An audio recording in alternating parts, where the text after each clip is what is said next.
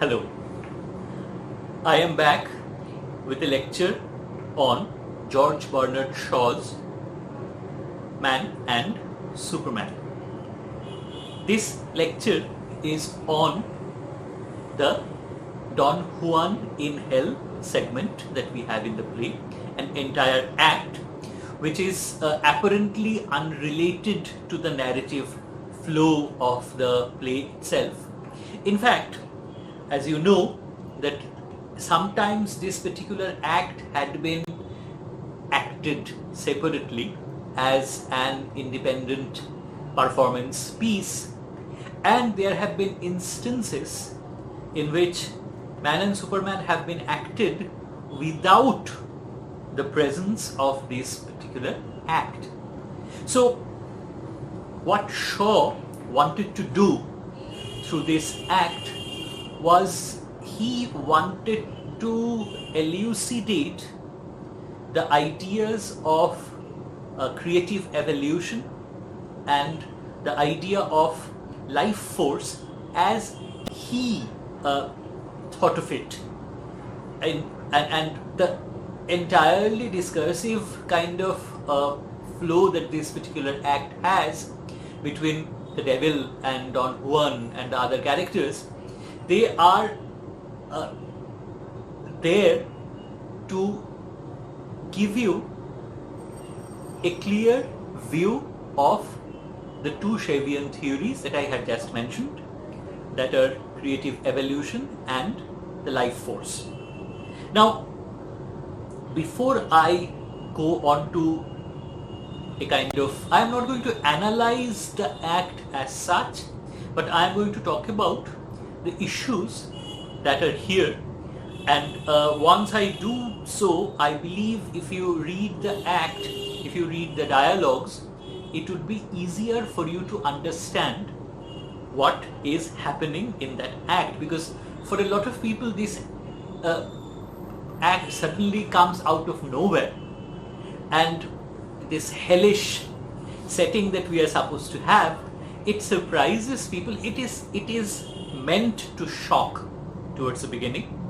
Don Juan was apparently Tanner's ancestor, so we have that link there, and Tanner carries on this tradition of Don Juan in a different way, and that distinction is also relevant for our discussion. Now, as we know, Man and Superman comes in the middle of Shaw's, not in the middle, almost early middle period of Shaw's career, and this is a play which is satirical as usual, but along with satire, what it does is that it deliberately promotes Shaw's views on society, Shaw's philosophical constructions. So all that we find in this play.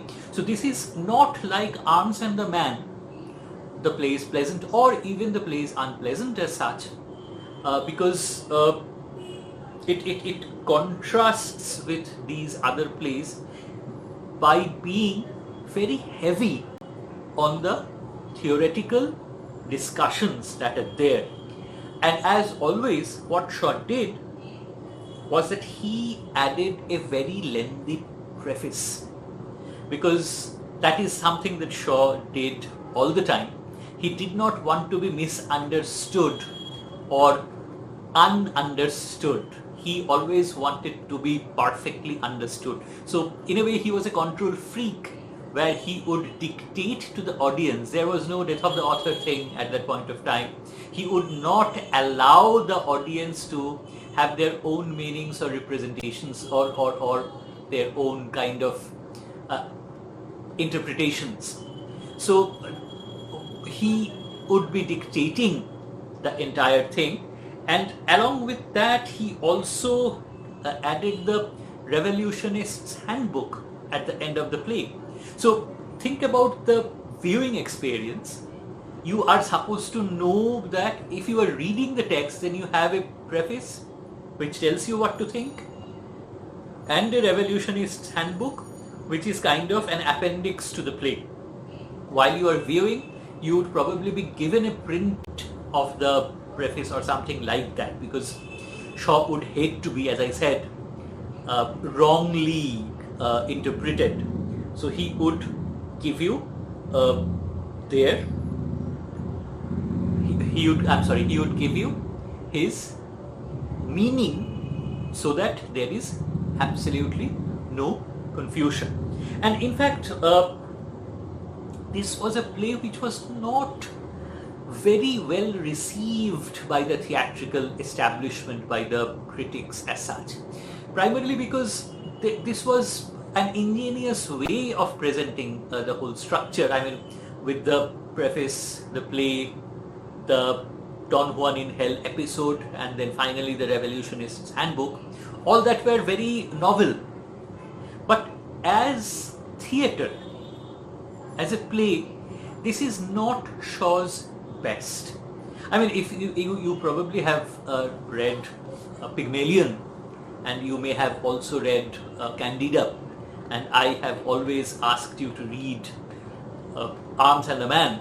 And even if you read Man of Destiny and the other plays, you would see that they are very different. They are theatrically very they work. They are funny.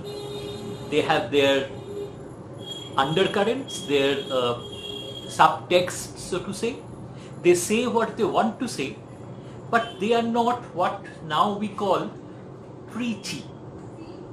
The fact that they're preaching something is not as obvious. But in Man and Superman, we kind of know that Shaw is giving you something philosophical. He is not adding that entertainment bit, because in the dialogues there is no usual Shavian exchanges. The conflict that we expect, I mean, theatre is built upon conflict, so that conflict is mostly missing. We see a man being chased by a woman, we see an automobile, and we see the devil and hell. And at the end, we see that Shaw is trying to tell us something, and he is not bothering to give it a sugar coating. So that was a problem, and in fact, Shaw did have an agenda here, apart from the philosophy and the teaching that he does. He was responding to one critic who had said that Shaw is a bad dramatist. His name was Arthur Bingham Walkley, and he suggested that Shaw should write something on Don Juan, and he said that this sarcasm, this criticism, was something that Shaw could not accept. In fact, there are certain interesting things about Shaw which I will not get into in this particular lecture. Maybe I will give you at certain point of time an YouTube link which will introduce you to the many facets of the man called George Bernard Shaw. But since we are talking about this text in which comes at the very beginning of the 20th century, not in the later periods, I mean not along with the apple cart or something like that. So what I will do is that I will stick to this particular episode as I have promised you. Shaw is discussing extensively the idea of Don Juan in the preface, and he is clearly stating that this is not the traditional Don Juan figure that he will be talking about. I mean, we have the Don Juan figure in Lord Byron's poetry. We have Mozart's Don Giovanni, and there are also a lot of apocryphal texts, if one may say so, about Don Juan, the Don Juan legend. You all know the Don Juan legend, the legendary pursuer of women, the legendary lover, as he is called, who has had over 1,000 affairs or something like that, who would always be pursuing, women. So this Don Juan is not the, as I said, traditional Don Juan. This is a man who is not a man, I am sorry. This is Don Juan's soul after it had reached the underworld, definitely hell. Because Don Giovanni, the opera, has this full title called Il Dissoluto Punito, ossia il Don Giovanni. That is, if we loosely translate it, it would mean the dissolute punished, or Don Giovanni. That is the full title. So the idea of dissolution and the idea of punishment, that the fact that Don Juan will end up in hell for all his transgressions, is there in the title, and people have accepted it. And Shaw was wondering that how Don Juan's soul would fare once it gets to the underworld, that is hell. And this is the thing that Shaw does. He turns Tanner into a pursuer of truth. Instead of being a pursuer of women, Tanner is a pursuer of truth. Because if you think about Shaw's idea of the Superman, the Nietzschean idea of the Superman, something that I think I have already given you some clue about, that Nietzschean idea says that the Superman is beyond the normal morality, the normal religious morality that we pretend to practice. So the Superman is beyond that morality, the Übermensch, and in Shaw's philosophy, the Übermensch is the figure who would create the new paradigm for humanity. And in order to do so, this Übermensch figure must not be limited by religio-social morality. This man will not turn the rest of the humanity into him, but this man would become an example of sort. As I said, this man would become a paradigm for the new humanity. So targeting this particular paradigm, humanity will have its next social evolution. Because as Shaw believed that the last social evolution that man had was in the time of Julius Caesar. Julius Caesar was the last evolved man, and from Julius Caesar to modernity there had been no evolution at all. Man had stayed exactly where he was. Now I keep saying man, I am not including a gender neutral idea, because that's what Shaw said. Shaw was not talking about women when he was talking about his Superman figure. It's a very gender biased kind of a theory, and I will be talking about it in a little, not much, but a little. I will leave you to see how this works in Man and Superman, and I will leave you to decide what Shaw was doing. I mean, it's tremendously gender biased. So Tanner is a pursuer of truth, and he also defies social norms, but not in the way Don Juan had. Don Juan's rebellion was a different one. Don Juan's pursuits were different, and the fact that we call it amoral is from a kind of unevolved moral stance. I'm not saying, I'm not supporting what Don Juan did in any way whatsoever, but if you look at it metaphorically, then it means something else. It means that Don Juan was trying to be different than the standard hard mentality. He was trying to become something else, and in the pursuit of that, I mean, this is an impossible analogy. Dr. Faustus was pursuing knowledge and was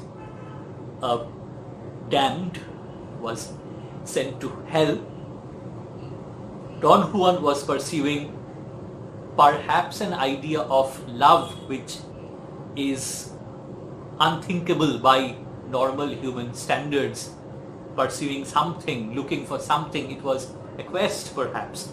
But if you look at it metaphorically, but mostly the Don Juan tradition, the Don Juan legend has been looked at very physically, unfortunately, very literally in most popular imaginations.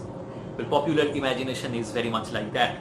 But here, this pursuit of truth and is something that the idea of the pursuit of something else, the idea of pursuit of something that humanity does not understand.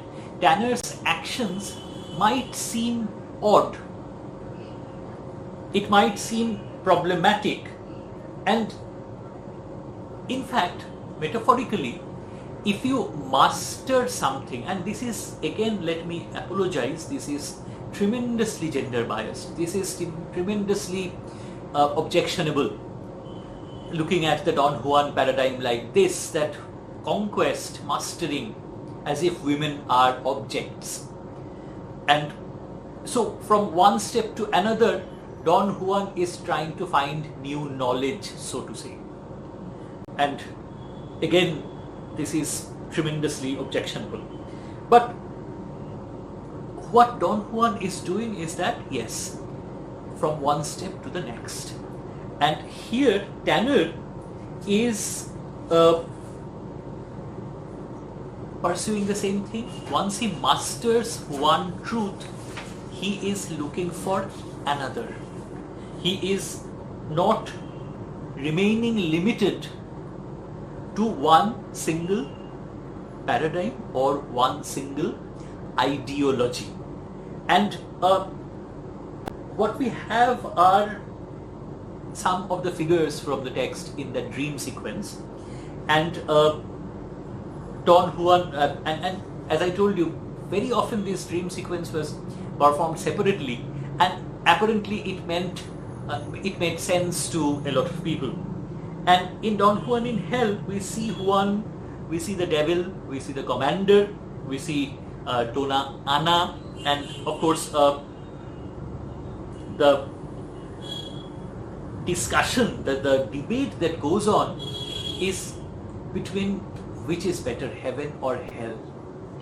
So we have a completely theoretical discussion going on, which bears no direct relationship with the plot. And Shaw actually expected people to sit through this, because without entertainment, and this was witty, but if you look at these dialogues are not as witty as the rest of Shavian theatre, as I just said a little earlier, that they are not as entertaining as the others. And what Shaw says is that hell is basically beauty. Hell is pleasure, that we know hell is associated with, not with, hell is associated with the consequence of having too much pleasure. But here in the Shavian construction, hell is basically beauty, hell is basically love, hell is pleasure, and of course hell is also art. Because in this construction, heaven is completely rational. It's a rational discourse, and heaven speaks about the life force. Because the rest of the things that I mentioned, art, love, pleasure, beauty, these are all temporary and temporal considerations. They all change, they are not definite, they are not defined. Whereas rationality has somewhat of a more confirmed kind of a stance. And life force, as Shaw is looking at, the thing that motivates humanity to make itself better, that is the life force. Not just breathing, not just blood, or not just oxygen, or any such thing, but the idea that humanity needs to move forward, and the impetus to move humanity forward comes through this Shavian life force. And once humanity is motivated into doing so, what happens is the life force allows creative evolution to happen. This is not physical evolution. Physical evolution is a different concept altogether. Creative evolution is a kind of ideological, intellectual evolution. It takes humanity forward. And the devil talks about the hedonistic pleasures. The devil talks about art, beauty, etc. These become points of seduction. Whereas Juan wants to go to heaven, because heaven has been shown as a place for thinkers. And this is the tussle. This is basically the discussion that goes on for a fairly long amount of time.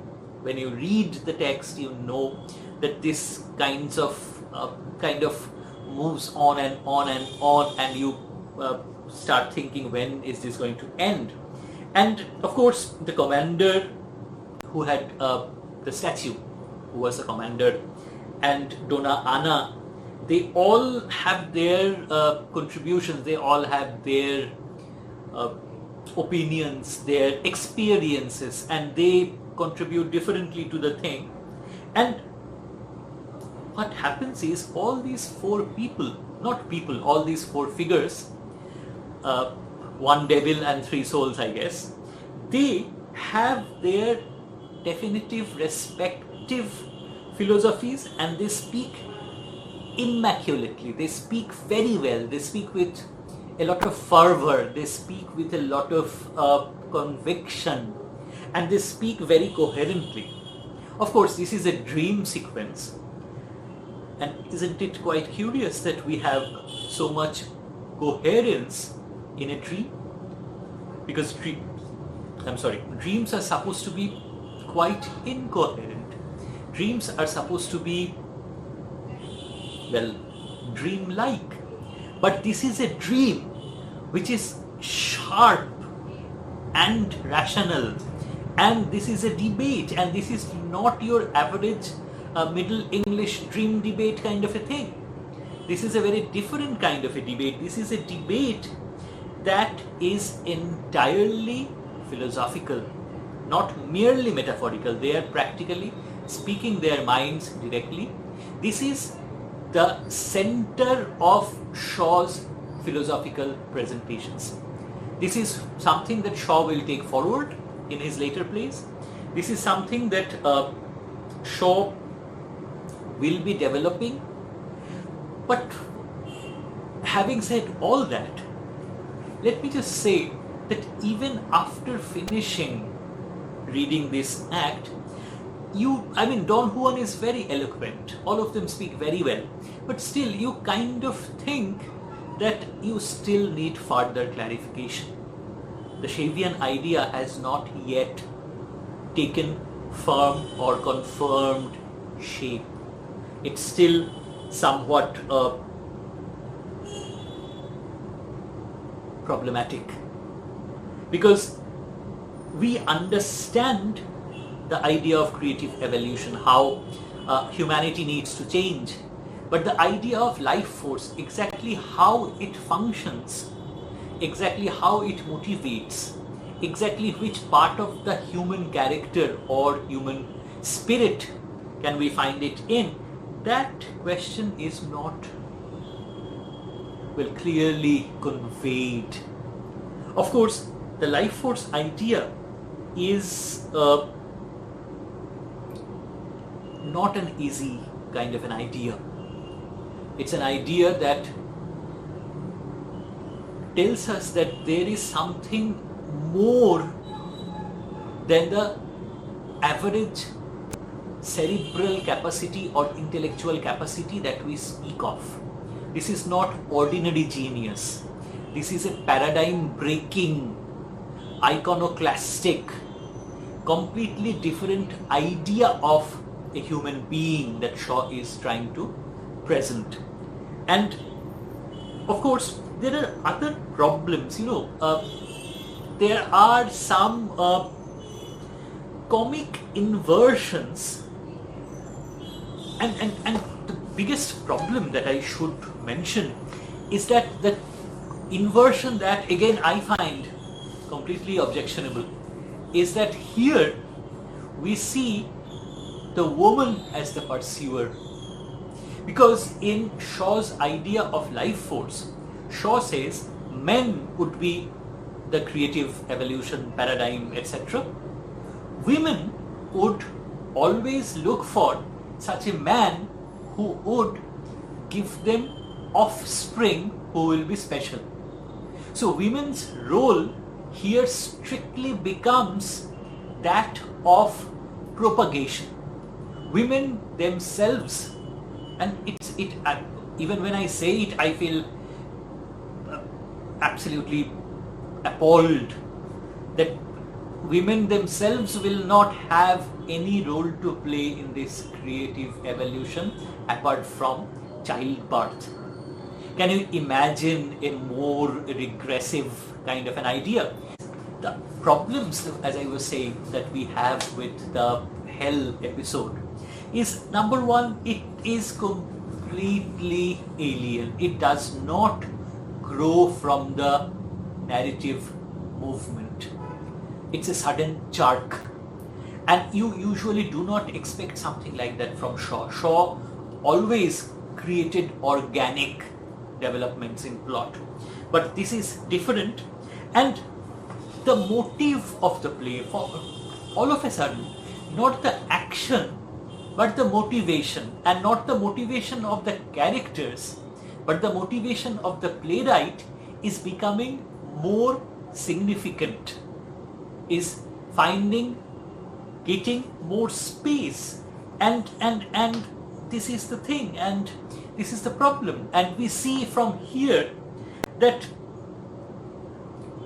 hell is imagined as a dynamic kind of a space.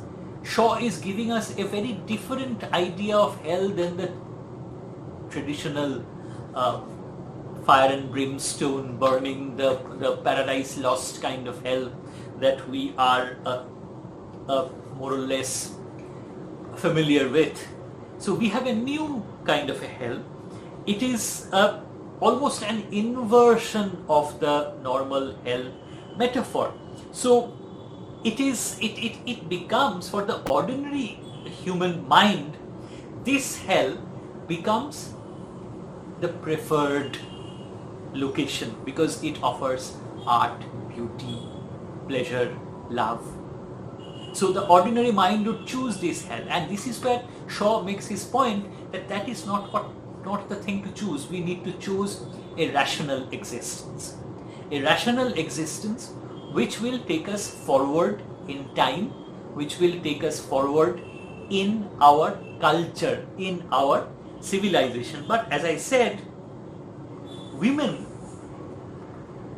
only have the creative part, not the evolution part, or the life force part, or the intellectual rational part. By the creative part, as I said, it means women will only go on creating. Women will only go on creating better, targeting to create better progeny. So the life force here is a force that allows man to take a look at himself. And as an instrument of nature, this is a natural, although I said this is a rational, intellectual progression, but rationality and intellectuality are not unnatural or supernatural. So this is how nature would want man. I mean, this is an imposition, as always, to think that nature would want man to move like this. But this is the self-consciousness, man looking at himself and man realizing the intellectual potential that can happen only in the absence of these so-called hindrances, these limited temporal things that hold man back, such as beauty, such as pleasure, such as love, even to a certain extent art. And yes, you can have your opinions about this. I do have my opinions about this, which do not at all support Shaw's opinions, but this is an elaboration of the Shavian idea, so I have to be faithful to Shaw in a way. And life force is then life, which forces you to evolve.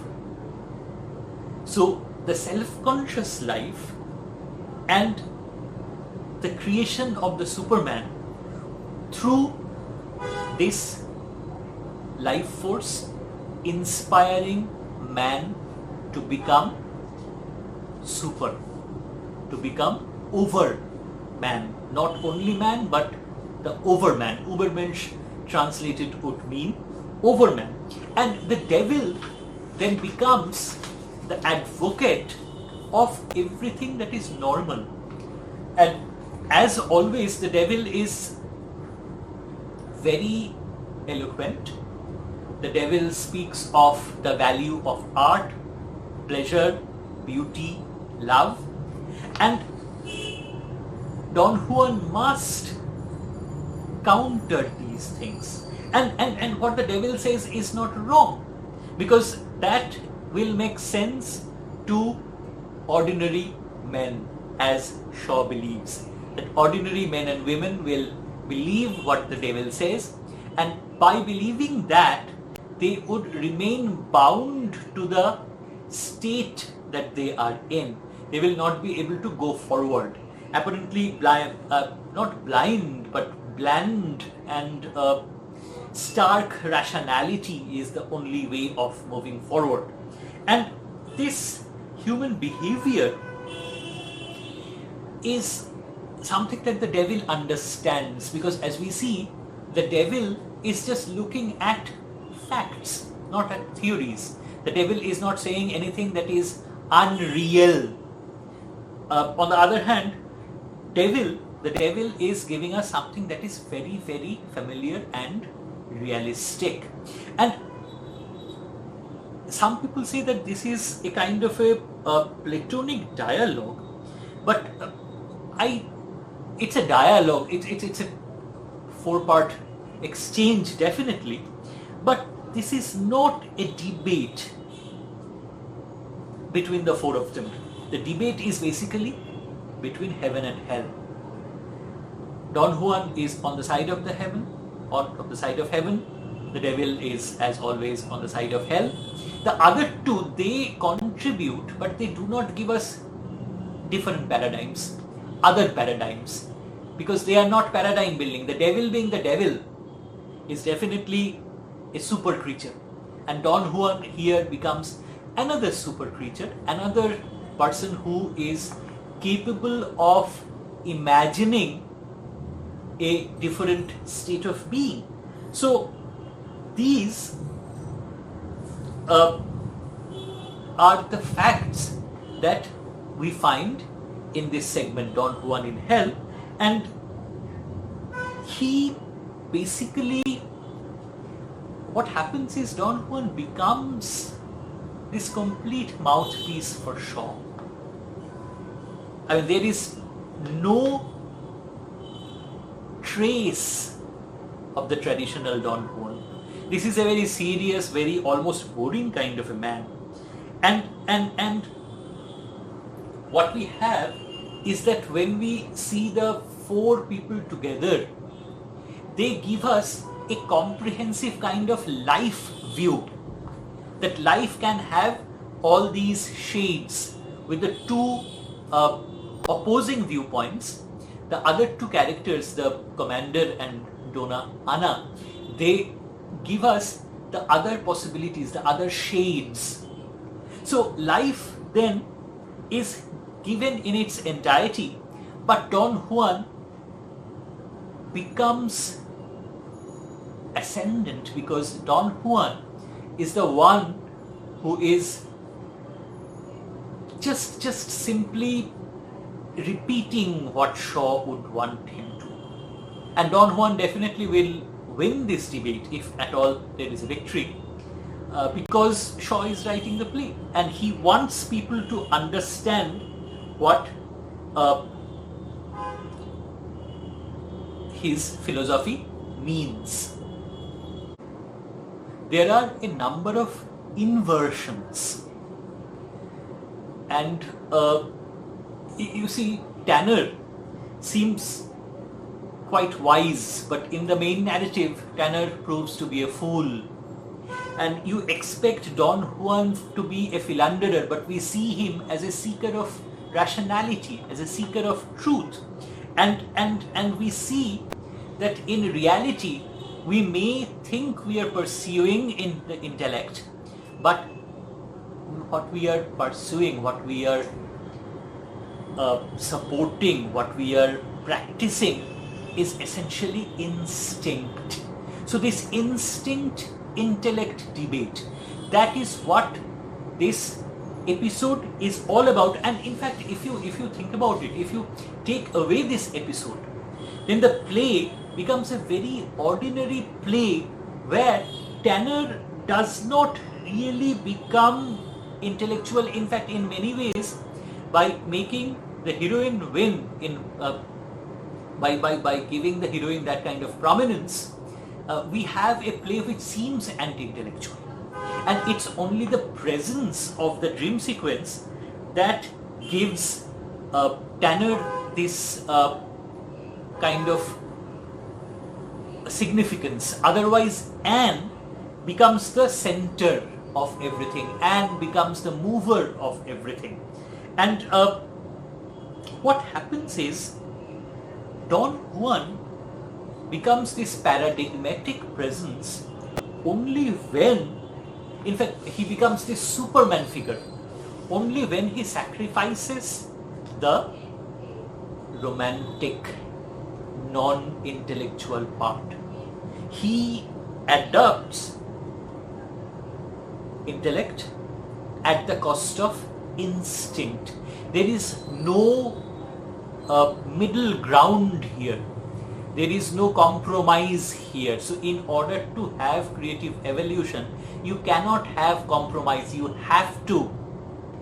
simply have to sacrifice all that is pulling you back, and you have to support intellect.